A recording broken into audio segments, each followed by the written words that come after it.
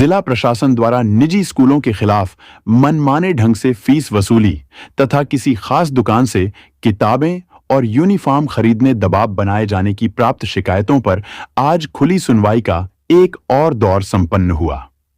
Collectorate सभाकक्ष में आज 5 निजी स्कूलों के संबंध में प्राप्त शिकायतों और जांच में मिली अनियमितताओं पर खुली सुनवाई की गई। इन स्कूलों में विजयनगर स्थित Joy senior secondary school, Mount Litera Zee school, wisdom valley school, spring day school और सालीवाड़ा TFRI स्थित सेंट जोसेफ स्कूल शामिल थे।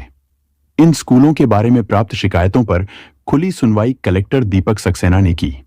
अपर कलेक्टर श्रीमती मिशा सिंह भी इस दौरान मौजूद रहीं। निजी स्कूलों की प्रबंधन समिति से जुड़े प्रतिनिधि और अभिभावक भी खुली सुनवाई में उपस्थित रहे। कलेक्टर श्री दीपक सक्सेना ने खुली सुनवाई में साफ किया कि स्कूल प्रबंधन को अपनी गलतियों को समय रहते सुधार लेना होगा, अन्यथा उनके पास और भी विकल्प हैं। इसे सभी जानते भी हैं और पूर्व में ऐसे प्रकरणों में हुई कार्यवाही सभी के सामने है। उन्होंने कहा कि ऐसी स्थिति पैदा नहीं होनी चाहिए कि प्रशासन को FIR जैसे कदम उठाने पड़ डाली है। प्रशासन निजी स्कूलों को भी जांच में पाई गई अनियमितताओं पर सभी के सामने अपना पक्ष रखने का पूरा अवसर दे रहा है। खुली सुनवाई इसी पारदर्शी प्रक्रिया का हिस्सा है। यदि निजी स्कूल अपनी गलतियों को स्वीकार कर लेते हैं और समय रहते उन्हें सुधार लेते हैं, तो यह छात्रों के साथ साथ उनके हित में भी होगा। कलेक्टर ने सुनवाई में फीस वृद्धि से लेकर कॉपी किताबों, यूनिफॉर्म के बारे में प्राप्त शिकायतों एवं जांच प्रतिवेदन के बिंदुओं पर 5 निजी स्कूलों के प्रबंधन से चर्चा की और उनका पक्ष सुना। खुली सुनवाई की शुरुआत जॉय सीनियर सेकेंडरी स्कूल की जांच में सामने आई कमियों से की गई। इसके बाद शेष 4 निजी स्कूलों की जांच में उजागर हुई अनियमितताओं को सामने रखा गया। कलेक्टर ने खुली सुनवाई में 5 स्कूलों को नियमों और प्रावधानों के विरुद्ध की गई फीस वृद्धि पर दस्तावेजों सहित स्पष्टीकरण देने कहा।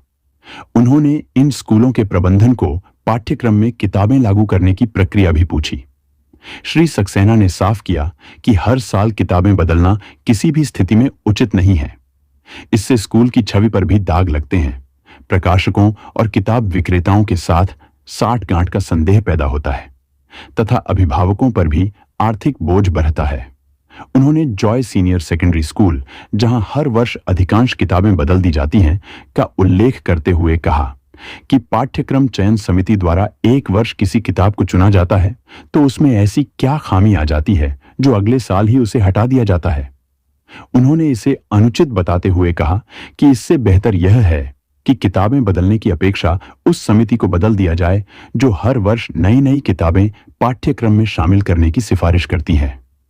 श्री सक्सेना ने किताबों की चयन समिति में शिक्षाविदों, विशेषज्ञों और अभिभावकों को शामिल करने की सलाह देते हुए कहा कि किताबों के चयन में कंटेंट और कीमत पर भी ध्यान दिया जाना चाहिए। कलेक्टर ने जॉय सीनियर सेकेंडरी स्कूल द्वारा लगभग हर वर्ष BMW जैसी लग्जरी कारें खरीदने तथा मैनेजमेंट एवं स्टाफ के लिए दुबई की ट्रिप आयोजित किए जाने को भी अनुचित बताया तथा स्कूल प्रबंधन से कहा कि बच्चों से वसूली गई फीस से क्या ये करना जायज है। खुली सुनवाई में निजी स्कूलों की जांच के रखे गए प्रतिवेदन में सामने आया कि 5 स्कूलों द्वारा नियमों और प्रावधानों के विपरीत जाकर और जिला समिति को सूचित किए बिना अथवा अनुमति प्राप्त किए बिना फीस बढ़ाई गई है। इनमें जॉय सीनियर सेकेंडरी स्कूल द्वारा लगभग 25 करोड़ DH 21 लाख रुपए, माउंट लिट्रा स्कूल द्वारा लगभग 3 करोड़ DH 89 लाख रुपए, स्प्रिंग डे स्कूल द्वारा लगभग 2 करोड़ DH 96 लाख रुपए, सेंट जोसेफ स्कूल TFRI द्वारा लगभग 9 करोड़ DH 41 लाख रुपए तथा विजडम वैली स्कूल द्वारा लगभग 10 करोड़ रुपए फीस के तौर पर अधिक वसूले गए हैं। खुली सुनवाई में इन स्कूलों की ऑडिट रिपोर्ट एवं आय व्यय का ब्यौरा भी रखा गया। कलेक्टर ने अभिभावकों की शिकायतें भी सुनी तथा उनका पक्ष जाना। खुली सुनवाई में जिला कोषालय अधिकारी सुश्री विनायका लाकरा, जिला शिक्षा अधिकारी घनश्याम सोनी, जिला परियोजना समन्वयक योगेश शर्मा, उप संचालक कोष एवं लेखा साकेत जैन भी मौजूद थे। बच्चों पे दबाव बना रहे हैं सभी स्कूल के जो यहाँ बैठे हैं, इनके अलावा भी जो स्कूल हैं, लगातार बच्चों पे पेरेंट्स पे दबाव बनाया जा रहा है कोशिश की जा रही है कि पेरेंट्स ये आके ये बोलें कि इनकी जो फीस है उससे वो सहमत हैं, पेरेंट्स इनको लिख के दे दें। इस तरीके से एविडेंस तैयार किए जा रहे हैं। कई सारी शिकायतें हैं, एक स्कूल ने पेरेंट्स से लिख के लिया है आपकी हमें कोई आपत्ति नहीं है, जिनकी ये फीस है वो बहुत सही है। देखिए मैं एक चीज आपके सामने सर एक सेकंड सर। और जैसे अगर कोई पेशेंट जाता है तो इनका होता है कि हमारा मामला कोर्ट में है, क्योंकि आपने भी एक बात बोली अभी कि जब आप वहाँ पहुंचे थे, एडमिशन कराया था तो फीस मालूम था कि इतनी है इसलिए कराया। वो किसी कारण से जब इनको नियम नहीं मालूम था तो अभिभावकों को नियम नहीं मालूम था।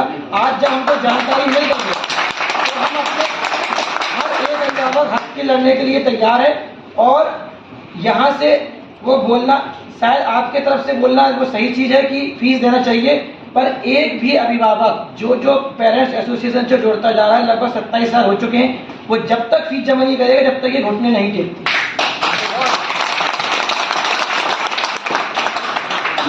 वृद्धि यदि अमान्य की जाती है, गलत मानी जाती है, तो उसके अधिकार जिला समिति को है एक्ट के मुताबिक। पेरेंट्स कुछ भी लिख के दे दें कि हमको मंजूर है और हम तो वोट दे देंगे और ये बहुत अच्छा करता है, उनको जो लिख के देना है। मेरी बात तो समझो, आप कुछ भी लिख के ले लें, वो दोष के आधार पे, मेरिट के आधार पे, कानूनी आधार पे उस चीज का कोई महत्व नहीं होता है। पर ये चीज पेरेंट्स क्या है, पेरेंट्स होता है उनको मेंटली प्रेशर डाल दिया जाता है। वो तो कानून है कि ठीक है उनका कागज लिखा नहीं माना जाएगा, पर ये लगातार पेरेंट्स आदमी कर रहे हैं। एक स्कूल की जिस दिन निर्णय आया कि ये इतना फीस अवैध घोषित की जा रही है, आपका आदेश है, उस दिन उस स्कूल के टीचर्स ने बच्चों को तुरंत पहुंचाओ, बोले यहाँ पे एक्टिविटी चल रही है, इसको तुरंत रोक दी जाए, ये एक्टिविटी दोबारा नहीं होगी। और उनसे ये कहा गया कि आपके मम्मी पापा ने फीस कम करा ली है, अब ये एक्टिविटी नहीं हो सकती है। ऐसे स्कूलों के खिलाफ है तो हमारे पास लिखित में है, वो लगातार मतलब ये टोटल नहीं। आप सर एप्लीकेशन दिए क्राइस्ट चर्च की इस विषय में, और वो पेरेंट्स भी सर आपके पास में मिलने के लिए, क्योंकि अभी दूसरे सब्जेक्ट स्कूल का है इसलिए वो पेरेंट्स यहाँ बैठने पर बोल नहीं रहे, सबको रोक दिया है। वो आपका पर्सनल मिलेंगे, एक बच्चों से बोला गया है कि आपको ये एक्टिविटी नहीं कराई जाएगी।